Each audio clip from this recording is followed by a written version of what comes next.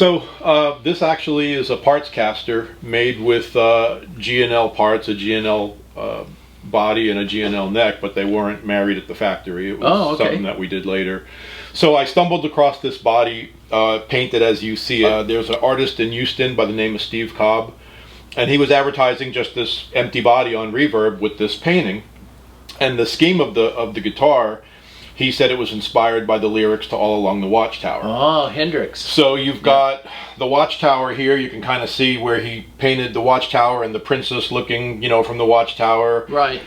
Two riders approaching. If you look at the lyrics or, read the lyrics to the song or listen to them, that was his inspiration. And it's all done by hand. It's really cool. And I didn't know what I was going to do with it. He thought he was selling it for art. Yeah. But I just wanted to make a guitar out of it. And I love it.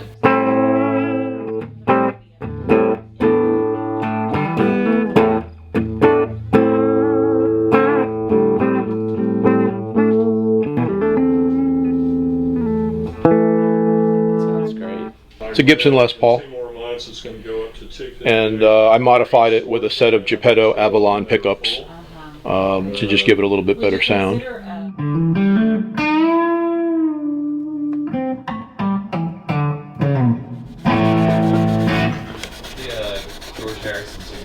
Just cleaning up the frets. We're going to work on the action a little bit. Put some new strings on it.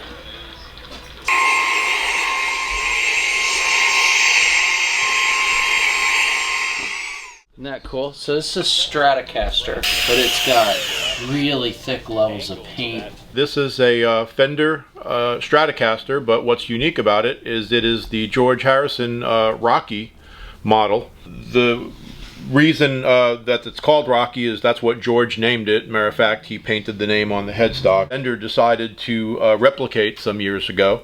This guitar started out as a Sonic Blue Strat, or his guitar started out the same way, as a Sonic Blue Stratocaster. The story is their manager of the Beatles at the time was looking for a Stratocaster for both George and John, and found a pair of used Sonic Blues at a music store in Britain.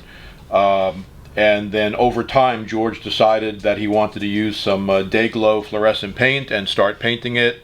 That was common back in the 60s for a lot of musicians to paint their guitars and customize them.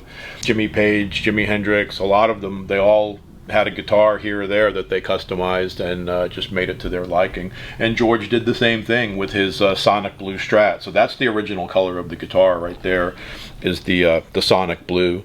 And then George, like he said, had some day-glow paint, which was, I guess, a new technology at the time, and he just went to town. The story is that he did not do this all in one night. It kind of evolved over time, but he did use day-glow paint and some different designs. It was all hand-painted by him.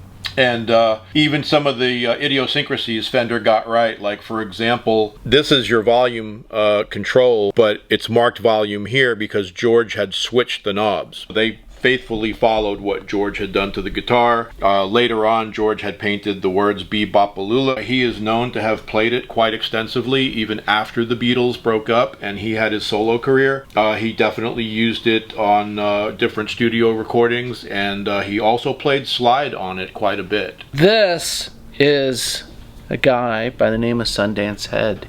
Hell of an artist. They made three different ones. They made the Ultra Masterbuilts, which were $25,000.